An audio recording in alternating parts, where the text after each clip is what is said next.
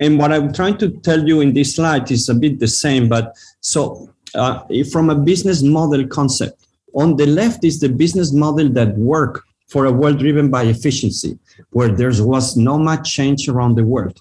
So we had, for example, a culture which is command, control, and discipline. The focus is on efficiency, volumes, a lot on cost management. You had yearly operating plans, right? But in a world driven by change, where change is constant, you cannot have a culture, command, and control. That doesn't work. Doesn't work. The culture is about entrepreneurship and collaboration. Yeah, operating plans, yearly operating plans, they don't work. How can you make a plan for a year, right? You need to have different tools for that. This is very important for you, that the skills that we need are very different. This is one of the biggest change in the history of the type of skills we need.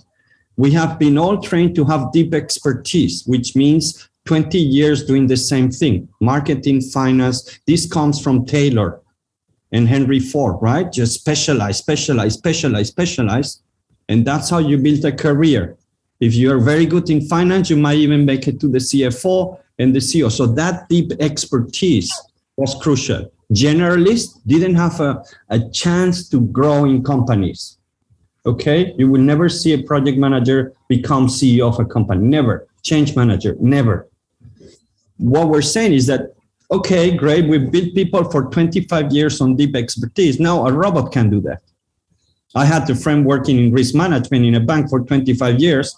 One day the boss came and said, we found this machine can do your job much cheaper, and your team too. And they can do it 24 hours a day.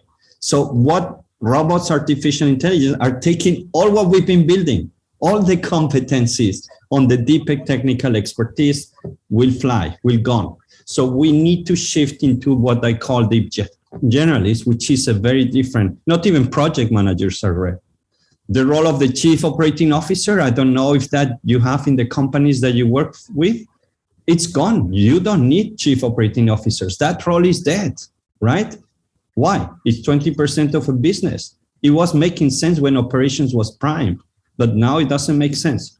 The other big change, and you can see that these models are frictions. You need both models. I have a lot of consulting where companies leaders say, but how can I shift? Should I just go to the right and do just change? No, you still need to do the left, right? You still need to be efficient on your operations. You still need to do that, but the focus is different. And that affects the hierarchy of your company. The silos, right? This is a big problem. You cannot deliver digital transformation projects, any type of projects, in a hierarchy. Yeah, well, you cannot wait 3 months to the next steering committee to take a big decision for your projects. That's not possible. You need decisions today. So this is where the biggest change are happening. So I think that's where leaders are not prepared. It's just very, very difficult. It's very difficult. I'm not the only one saying this. McKinsey recently made an article as well about the skills needed for the future. And in position number 3 is project management, which is very unusual. I follow these statistics, and project management was always at the bottom of any type of skills. And now suddenly it all comes to the top, which misses.